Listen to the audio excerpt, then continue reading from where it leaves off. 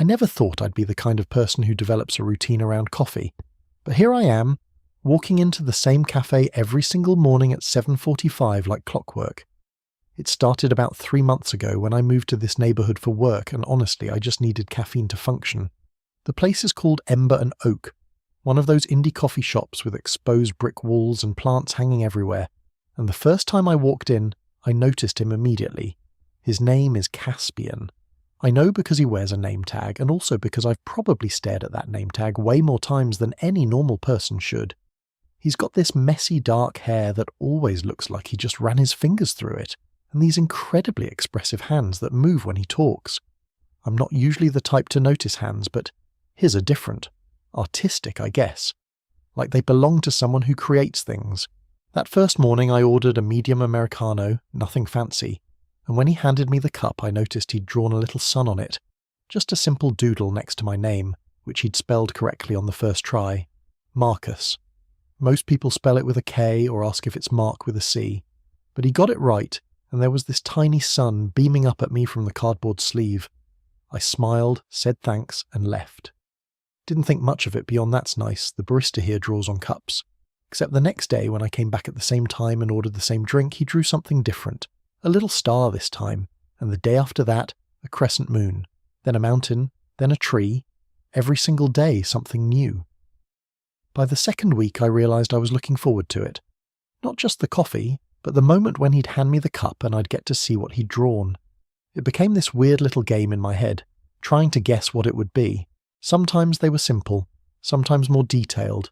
A bicycle, a book, a lighthouse, a wave. Once he drew a tiny cat that was so perfect I took a picture of it before I threw the cup away. I started wondering about him. Like, really wondering. What kind of person takes the time to draw something different for a regular customer every single day? Was he doing this for everyone, or just me? I'd glance around at other people's cups when I was waiting, trying to be subtle about it, and I never saw drawings on theirs. Just names, sometimes misspelled, the way coffee shops do. Around week 3, I caught myself spending extra time getting ready in the morning. Nothing dramatic, just making sure my hair looked decent, wearing shirts that fit a little better. I told myself it was because I was finally settling into the new city, taking pride in my appearance again after the chaos of moving.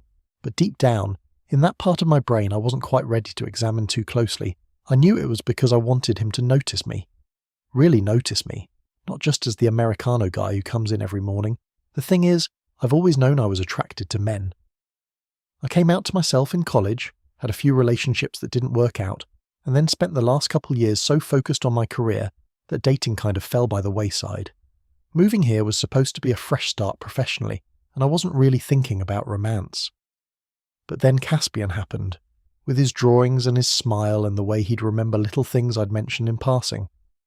Like one morning, I was on a work call when I walked in, and I must have looked stressed because when he handed me my coffee, he'd drawn a little umbrella and written, "You've got this," underneath my name. I hadn't even told him I was having a rough day. He just knew somehow. And that small gesture made me feel so seen, so acknowledged, that I had to step outside for a minute to collect myself.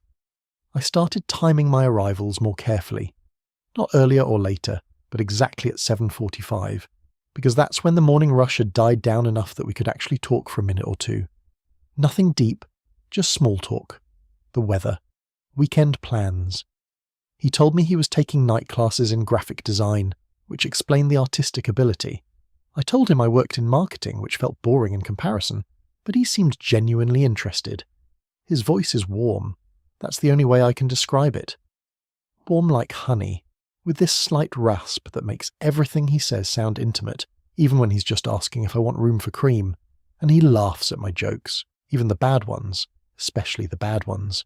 There's this thing he does where he'll duck his head and smile at the counter when something's funny, like he's trying not to laugh too hard, and it's absolutely devastating. By week 6, I was in trouble. Real trouble. The kind where I'd find myself thinking about him at random moments during the day. In meetings, I'd zone out and remember the way his eyes crinkled when he smiled. At my desk, I'd catch myself looking at the coffee cup drawing of the day, which I'd started keeping on my desk instead of throwing away. My co-worker Jen noticed and asked if I was becoming a hoarder. I laughed it off, But that night I looked at the collection of cups I'd been saving and realised I was completely, hopelessly falling for someone I barely knew. The rational part of my brain kept trying to pump the brakes. He's just being nice, it would say. He's a barista. Being friendly is literally his job. Those drawings don't mean anything. You're reading into it because you want there to be something there. But then I'd walk in the next morning and he'd light up when he saw me, and that rational voice would get quieter. Around week 8, things shifted slightly. The drawings got more personal. He drew a laptop with a tiny coffee cup next to it, and when I looked at him questioningly, he said, "For all those marketing campaigns." He'd remembered what I did. Another day, it was a little figure running, because I'd mentioned I was training for a 5K. These weren't just random doodles anymore. They were specific to me, to our conversations, to the tiny details of my life I'd shared with him. I started staying a little longer in the cafe, sitting at the corner table with my laptop pretending to work, but really just stealing glances at him while he worked. I watched the way he moved behind the counter, efficient but never rushed, how he'd chat with regulars and make everyone feel welcome. He was good at his job, genuinely good, and it was attractive in a way I hadn't expected. Competence is sexy. Who knew? One morning, about 10 weeks in, I walked in and he wasn't there. Different barista, a woman with pink hair who was perfectly nice but wasn't Caspian. I felt this completely disproportionate sense of disappointment crash over me. I ordered my usual, got a cup with my name spelled wrong and no drawing, and left feeling like the day had started off wrong. The next morning he was back and I was so relieved I almost said something embarrassing. He must have seen it on my face because he grinned and said, "Miss me?"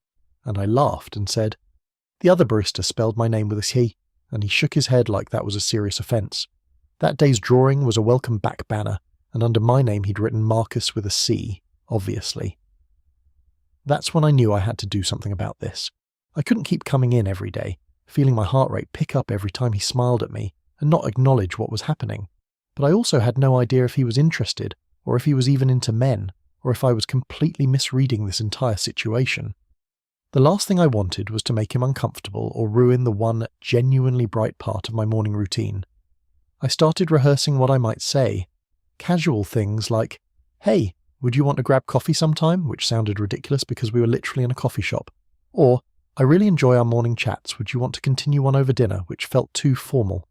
Everything I came up with sounded either too aggressive or too passive, and I'd chicken out every single time. Week 11, he drew a question mark on my cup. Just a simple question mark, but it felt loaded, like he was asking me something, or waiting for me to ask something. I looked at him, and he looked back, and there was this moment where I swear the entire cafe fell away and it was just us, and I opened my mouth to say something real and honest and brave. But then another customer came in, and the moment passed. I spent that whole day thinking about that question mark. What did it mean? Was he wondering the same things I was wondering? Was he waiting for me to make a move?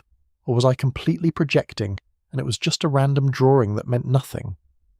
That night I did something I hadn't done in years. I called my best friend from college, Derek, and told him everything.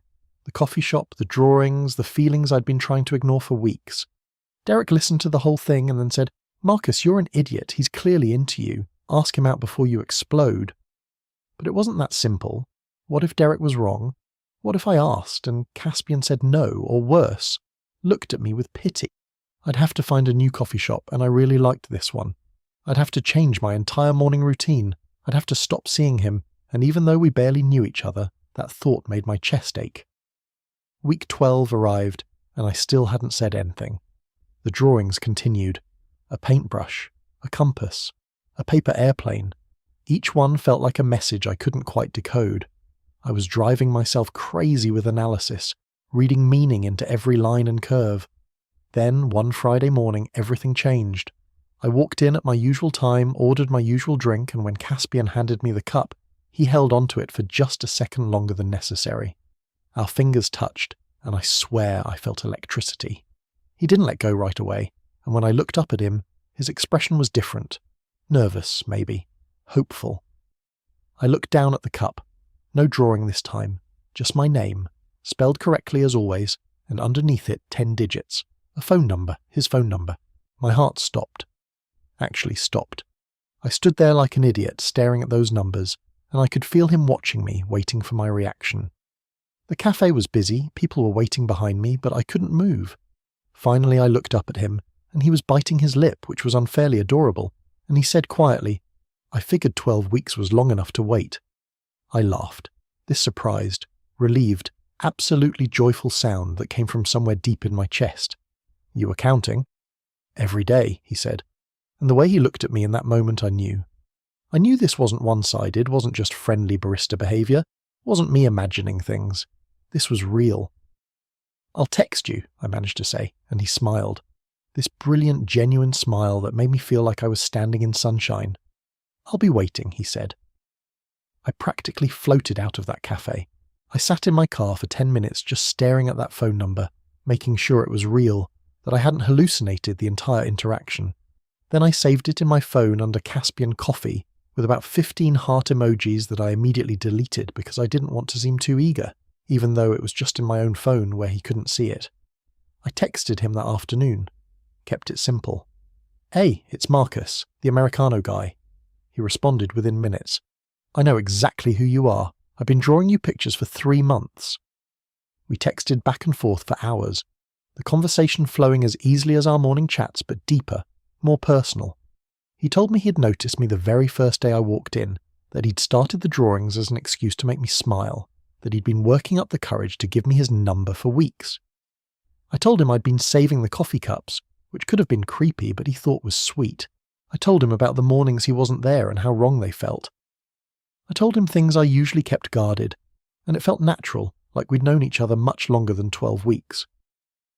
We made plans for dinner that Sunday, a real date at a restaurant neither of us had been to, somewhere neutral where we could be two people getting to know each other without the counter between us.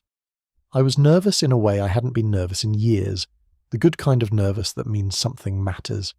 Sunday came, and he was even more beautiful outside the cafe. He wore a dark blue shirt that made his eyes look impossibly bright, and when he hugged me hello, he smelled like coffee and something spicy I couldn't identify. We talked for 3 hours over dinner, and it felt like 3 minutes. He told me about his family, his dreams of starting his own design studio someday, his favourite artists and why he loved drawing. I told him about my move here, my own dreams, the things that scared me and excited me about this new chapter of my life. At the end of the night, walking back to our cars, he took my hand, just reached over and laced his fingers through mine like it was the most natural thing in the world. And maybe it was. Maybe after 12 weeks of small moments and careful drawings and unspoken questions, holding hands was exactly where we were supposed to be. He kissed me goodnight in the parking lot, soft and sweet and perfect. And when he pulled back, he was smiling. "Same time tomorrow?" he asked.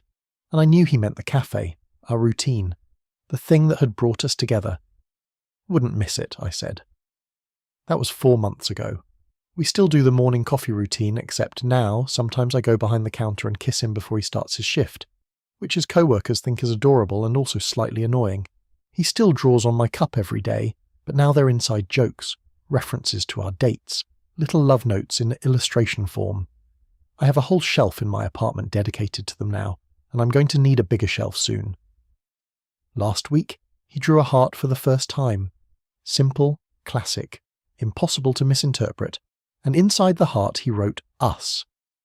I looked at him, and he was already watching me with that expression I've come to know so well, the one that says he's all in, that this matters, that we matter.